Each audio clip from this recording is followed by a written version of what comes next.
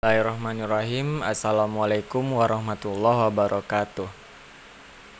Saya Afik Fauzan dengan NIM 12140312025, jurusan Ilmu Komunikasi, kelas 4E Broadcasting C. Pada kali ini saya akan memaparkan materi mata kuliah dari komunikasi bisnis. Nah, pada materi kali ini kita akan membahas mengenai komunikasi bisnis lintas budaya.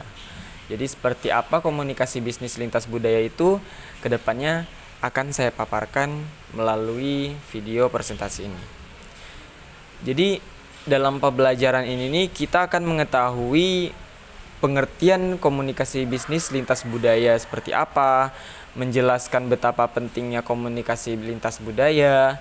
Lalu kita juga akan bisa menjelaskan perbedaan budaya dan mengidentifikasikan persiapan melakukan bisnis luar negeri. Serta kita juga bisa mengidentifikasi kendala bahasa. Dan akhirnya kita juga bisa menjelaskan bagaimana mengembangkan keterampilan komunikasi lintas budaya. Jadi dalam hal dunia bisnis, kita wajib memiliki komunikasi yang mana komunikasi ini menyentuh ranah lintas budaya gitu. Jadi karena begitu banyaknya budaya di dunia, terciptalah komunikasi bisnis lintas budaya. Bagaimana suatu bisnis ini dapat diterima di suatu daerah, wilayah, atau dimanapun dengan budaya yang tidak tercoreng gitu. Nah, langsung saja kita masuk ke materi. Yang pertama itu pengertian komunikasi bisnis lintas budaya. Jadi kita bertanya-tanya komunikasi bisnis lintas budaya itu apa sih sebetulnya? Nah, komunikasi bisnis lintas budaya ini merupakan komunikasi yang digunakan dalam dunia bisnis, baik komunikasi verbal maupun nonverbal, dengan memperhatikan faktor-faktor budaya di suatu daerah, wilayah, atau negara. Nah, dari beberapa kata tadi kita mengerti bahwa terdapat faktor-faktor yang menyebabkan adanya komunikasi bisnis lintas budaya. Karena perbedaan budaya-budaya di suatu daerah, wilayah, atau negara, maka kita harus bisa menyampaikan informasi dalam hal seputar bisnis dengan target yang tercapai sesuai dengan target pasar tadi. Nah, jadi kayak bagi para pelaku bisnis, pemahaman yang baik terhadap budaya di suatu daerah, wilayah, atau negara menjadi sangat penting. Kenapa? Karena bagi pencapaian tujuan organisasi bisnis itu merupakan goal yang harus kita kejar agar bisnis kita nih bisa berjalan dengan lancar. Nah, anggaplah kita contoh ambil Indonesia. Nah, lintas budaya di sini ini bukan berarti hanya internasional saja ya, bukan hanya asing, bukan hanya antar negara dari negara lain gitu. Jadi lintas budaya ini bisa termasuk dalam lokal. Seperti kita ambil contoh Indonesia. Indonesia memiliki beragam budaya, yang mana di suatu daerah dengan daerah lain itu tuh memiliki perbedaan budaya. Jangankan antar pulau, antar kabupaten saja bisa memiliki budaya yang berbeda. Nah, begitu beruntung kita tinggal di Indonesia karena kita begitu banyak memiliki budaya yang kita cintai bersama. Dan ini nih merupakan satu tantangan bagi para pelaku bisnis karena kan dia membuka cabang nih ya misalnya. Nah, dari cabang satu ke cabang lain itu tuh dia harus mengerti budaya di satu daerah tuh gimana gitu. Lalu para pelaku bisnis nih akan melakukan ekspansi bisnisnya ke daerah lain atau ke negara lain. Jadi pemahaman budaya di suatu daerah atau negara tersebut menjadi sangat penting artinya termasuk bagaimana memahami produk-produk musiman di suatu negara. Nah, kita ambil contoh nih. Misalnya nih di Rimbo Panjang lagi musim nenas. Nah, gimana para pelaku bisnis nih menjual suatu produk yang ciri khasnya tuh nenas gitu. Misalnya kita membuat bakso, menjual bakso di suatu daerah dan kita memasarkan di Rimbo Panjang. Karena orang Rimbo Panjang ini identik dengan suka nenas gitu ya. Nah, bisa saja kita terapkan di bakso ini nih, bakso varian nenas gitu. Jadi kayak rasanya tuh asam-asam manis gurih lah ya. Nah, jadi kita harus mengerti bagaimana kita menempatkan suatu produk kita nih di suatu daerah melalui komunikasi bisnis lintas budaya tadi. Kita ambil contoh lah ya, produk Indonesia itu yang anggap sebut merek ya, itu Indomie. Nah, terdapat informasi kenapa sih Indomie di Sumatera berbeda dengan Indomie di Jawa? Kok Indomie di Jawa itu ada sausnya ya di bumbunya, sedangkan di sebagian Sumatera nggak ada saus Indomie gorengnya ya. Kenapa coba? Karena lidah di Sumatera ini identik dengan suka yang pedas gitu, jadi langsung bubuk cabenya yang langsung meresap ke mie-nya. Aduh, jadi apa ya, jadi ngiler. Jadi meresap langsung ke mie-nya. Ketimbang di Jawa itu mereka suka pakai saus. Mungkin kalau bisa saja kalau di Sumatera menggunakan sistem bumbu saus, tapi nggak rugi sih, cuman kurang efektif untuk menerapkan saus di Sumatera gitu, di Indomie Sumatera. Nanti bakal terbuang gitu, nggak terpakai. Jadi kan akhirnya mubazir. Nah, produktivitas tadi itu yang harus dikejar, bukannya bagus meningkat, malah nanti jadi berlebihan gitu. Pada umumnya, masyarakat di suatu negara yang memiliki musim salju akan mempersiapkan berbagai kebutuhan hidupnya sesuai dengan cuaca yang sangat dingin dengan suhu di bawah 0 derajat. Jadi pada saat musim salju tiba, mereka memerlukan berbagai macam produk yang sesuai dengan musimnya, misalnya produk jaket, sweater, alat penghangat ruangan, sepatu untuk salju, sarung tangan untuk salju, dan sejenisnya. Oleh karena itu, produk-produk tersebut sangat dibutuhkan oleh masyarakat. Wajar apabila harganya pada musim salju relatif mahal. Sebaliknya, harganya di luar musim salju cenderung murah karena dijual dengan harga diskon atau obral. Nah, kita ambil contoh nih, musim durian. Kenapa pas musim duriannya harga durian tuh mahal, pas hari biasa tuh durian biasa aja harganya gitu. Ya karena yang tadi, karena kayak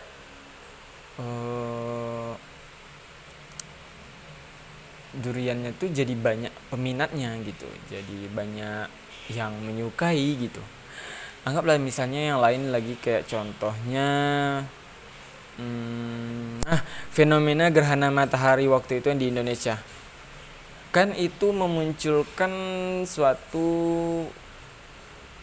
bisnis di kacamata gerhananya. Jadi orang berbondong-bondong untuk melihat gerhana matahari tadi. Namun, karena tidak diperbolehkan menggunakan mata telanjang, otomatis orang-orang harus memiliki kacamata khusus untuk melihat gerhana matahari. Nah, banyaklah dijual produk-produk kacamata gerhana matahari tadi di daerah-daerah dengan harga yang lebih tinggi dari biasanya gitu. Nah, itu aja kita melihat misalnya contohnya di tempat-tempat wisata. Kenapa kok kuliner di tempat wisata lebih mahal ketimbang di tempat biasa? Kayak beli pop mie di kolam renang itu lebih mahal ketimbang beli pop mie di tempat biasa gitu. Nah, itu yang membedakan dari tergantung pada kebutuhannya, bergantung pada gimana sistem yang ada di situ gitu. Nah, langsung kita masuk materi yang kedua, yaitu pentingnya komunikasi bisnis lintas budaya. Kenapa penting? Nah, karena di era teknologi komunikasi yang canggih ini, kita memiliki banyak produk yang meluas, baik jasa atau produk. Itu tuh menjadi mudah didapatkan di dunia yang serba canggih ini. Jadi kita kayak agar kita bisa bertahan di suatu daerah tersebut, bisnis kita bertahan, kita harus mengerti bagaimana komunikasi bisnis lintas budaya tadi. Nah, seperti contoh nih, antar negara lah kita ambil. Kan di negara Indonesia itu memiliki kerjasama antara lain ada APEC, ada ASEAN, ada AFTA, ada EFTA dan lain-lainnya. Nah, itu kan suatu pola kerjasama organisasi yang di bidang ekonomi.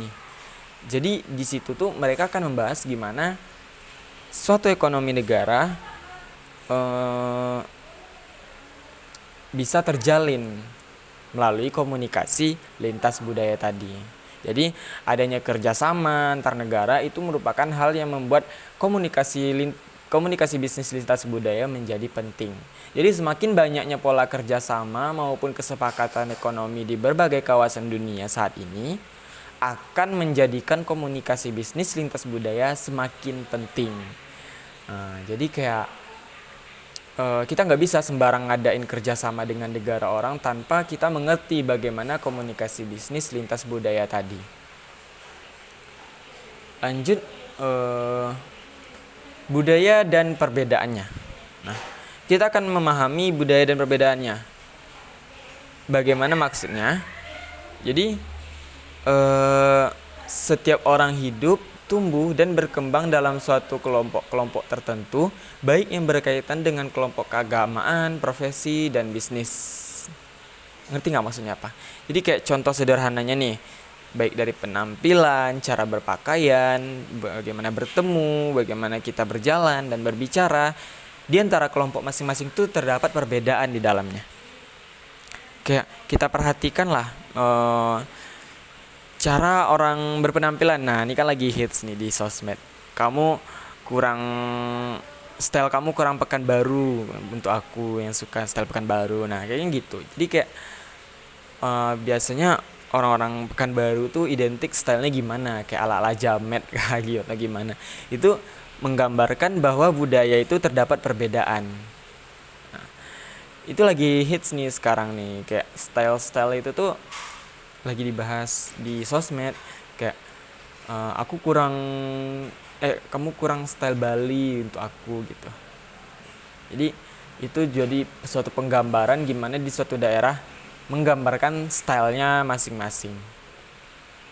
Nah, lanjut kita masuk definisi budaya. Nah, jadi dari bagaimana kita memahami budaya dan perbedaannya itu, terdapat lagi nih unsur yang pertama tuh ada definisi budaya. Budaya itu mencakup sekumpulan pengalaman hidup, pemrograman kolektif, sistem sharing, dan tipikal karakteristik perilaku setiap individu yang ada dalam suatu masyarakat.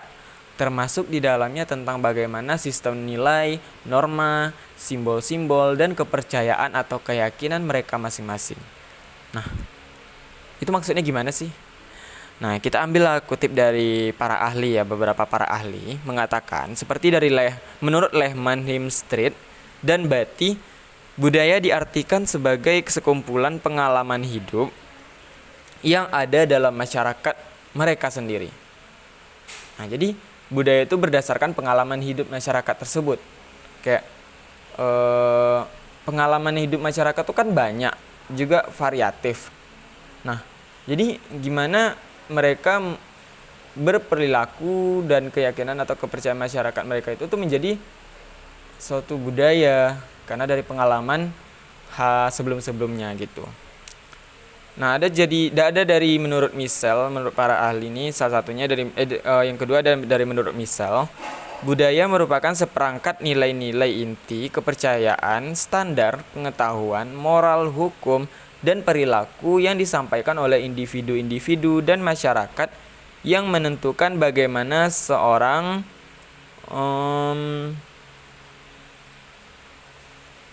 antara orang lain gitu. Nah, jadi gimana kita mengetahui secara formalnya lah tadi kalau misalnya menurut siapa nih ya, misal nih kayak dari moral, hukum itu memiliki standarnya masing-masing. Lanjut yang kedua itu ada komponen budaya. Apa aja sih komponen budaya nih?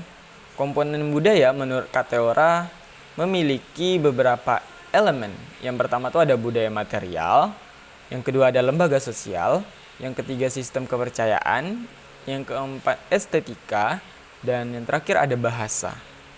Nah, jadi apa sih maksudnya nih? Budaya material inilah kita ambil ya.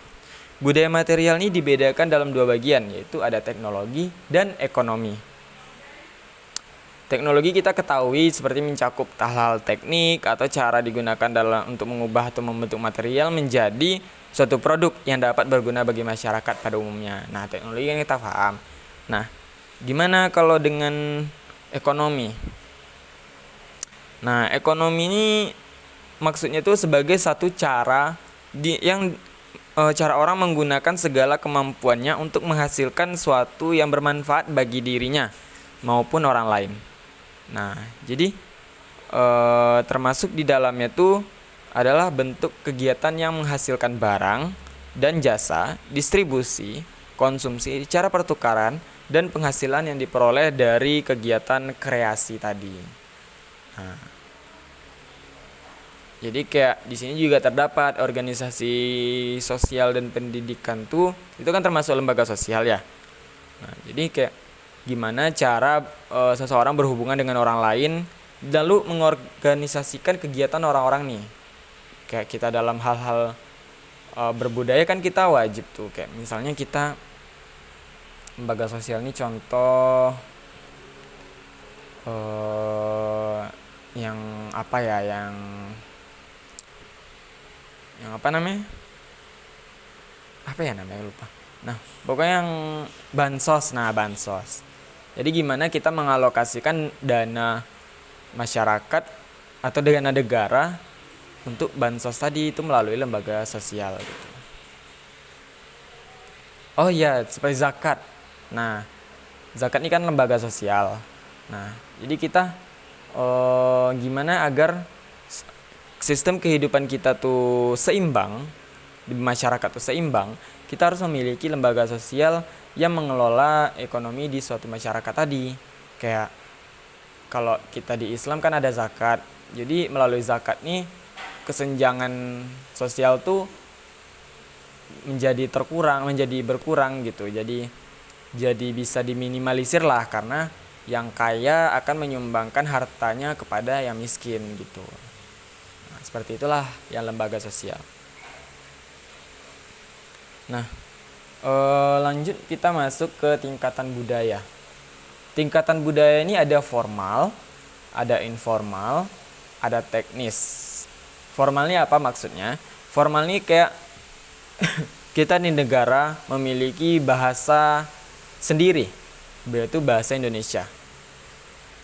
Dan itu budaya yang khas yang kita miliki, dan itu kan formal, kan yang negara punya. Jadi kayak formal ini merupakan sebuah tradisi atau kebiasaan yang dilakukan oleh suatu masyarakat yang turun-temurun dari satu generasi ke generasi berikutnya, dan hal itu bersifat formal atau resmi. Nah, jadi yang tadi kayak bahasa atau kenapa presiden wajib memiliki kopiah peci. Nah, itu kan formal. Itu budaya formal di Indonesia. Lalu kayak bagaimana sistem negara mengatur lalu lintasnya. Kayak di Indonesia memiliki lajur kanan. Nah, kalau di luar negeri kan kiri. Lalu ada informal. Informal nih kayak ya tetap dari generasi ke generasi berikutnya turun temurunkan, namun di sini alasannya itu kita tidak diketahui kenapa dilakukan gitu. Contoh nih, seseorang bersedia dipanggil dengan nama julukan bukan nama aslinya. Nah, banyak sih yang kayak gitu. Kayak misalnya kita memiliki nama panggilan, padahal itu bukan nama asli kita. Nah, itu kan menjadi budaya yang informal, yang biasa aja gitu. Kayak nih yang sering terjadi nih, kita melakukan rapat. Nah, rapat kan kalau orang Indonesia tuh kan biasa kata orang waktu Indonesia bagian ngaret katanya kan. Itu menjadi budaya yang turun temurun informal. Kenapa? Karena kita suka ngaret. Kita kurang disiplin masyarakatnya. Beda dengan Jepang yang disiplin, yang on time gitu. Nah, itu yang membuat beda budaya kita, namun di segi informal. Nah, gimana kalau teknis? Kalau teknis nih kayak hal-hal yang logis, mengapa harus dilakukan dan yang lain tidak boleh dilakukan. Jadi bedanya itu pada tingkat formal. Pembelajaran dalam budaya mencakup pembelajaran pola perilakunya. Sedangkan pada tingkatan teknis, aturan-aturan disampaikan secara logis dan tepat. Nah, jadi kayak nggak boleh di situ, nanti jatuh gitu. Nah, itu kan hal yang teknis dan itu turun temurun gitu. Itu sih. Lanjut mengenal perbedaan budaya. Nah, itu tuh salah satu ciri khas yang orang Sumatera punya gitu kan. Perbedaan itu tuh kan dia kalau orang biasa kan Nah, itu dia tadi. Terbawa unsur budaya masing-masing. Nah, gimana kita mengenal perbedaan budaya? Itu tuh yang pertama ada nilai-nilai sosial. Nilai-nilai sosial nih kita ambil contoh ya. Orang-orang Amerika berpandangan bahwa uang akan dapat mengatasi berbagai masalah.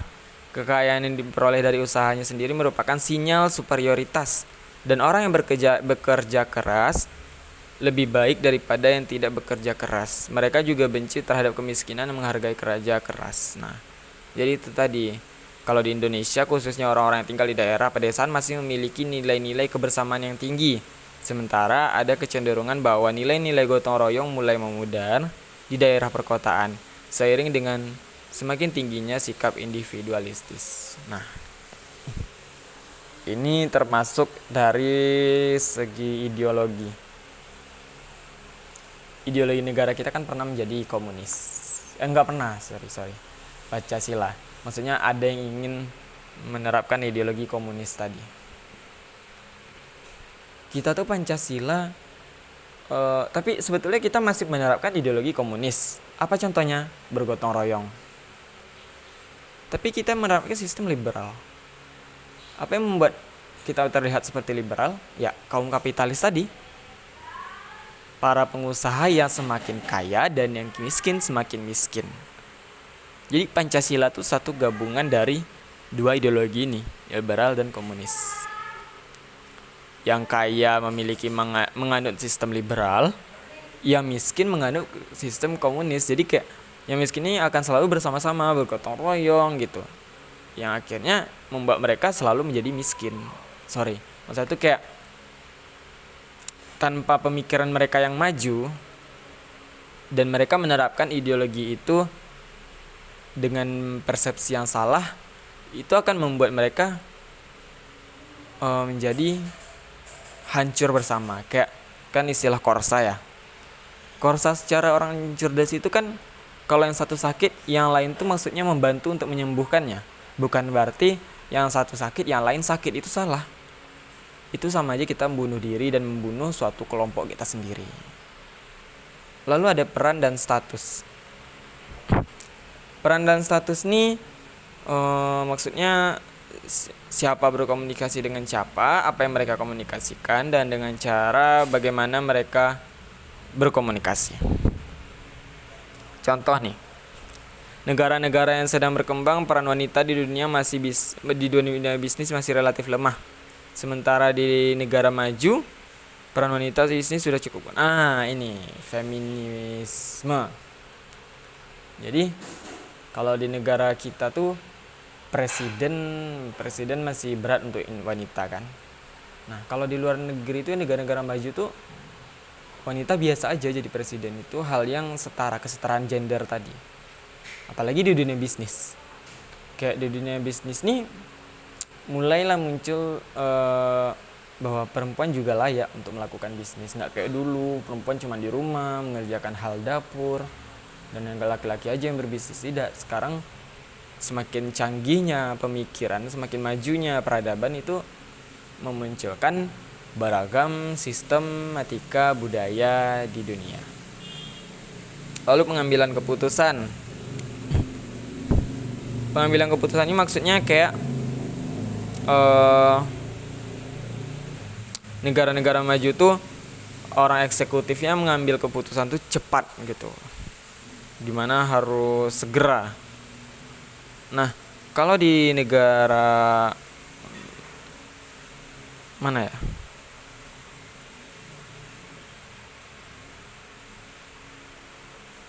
Oh iya, jadi kayak kita contoh kayak negara-negara maju tuh kayak gimana mereka agar cepat, karena waktu adalah uang gitu, time is money bagi mereka. Nah, konsep waktu nih, masuk ke konsep waktu. Sebagian besar penduduk negara maju sudah menyadari bahwa waktu itu sangat berharga. Nah, jadi nggak ada yang namanya lembur apa. Mereka harus menempatkan produktivitas di atas segalanya. Kayak segalanya tuh harus produktif dan tidak boleh lembur.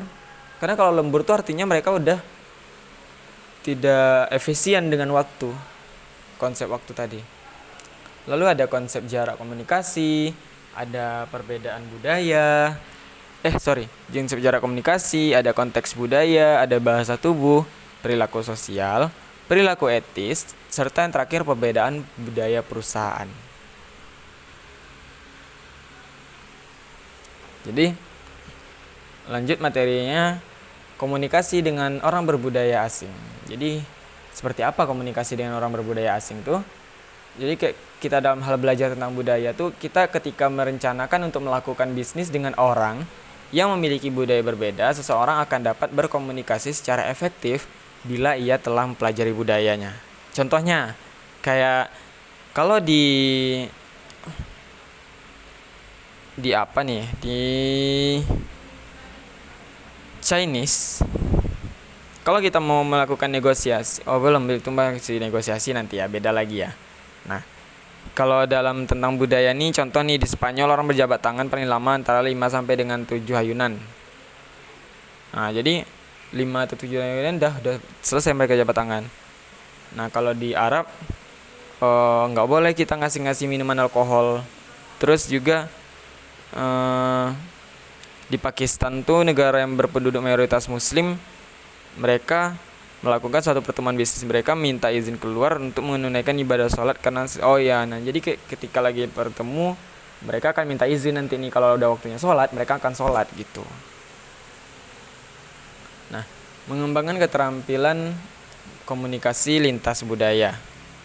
Jadi gimana agar kita bisa mengembangkan keterampilan tersebut? Yang pertama, jangan terlalu yakin bahwa seseorang akan dapat memahami budaya orang lain secara utuh atau sempurna. Nah, contoh nih, kayak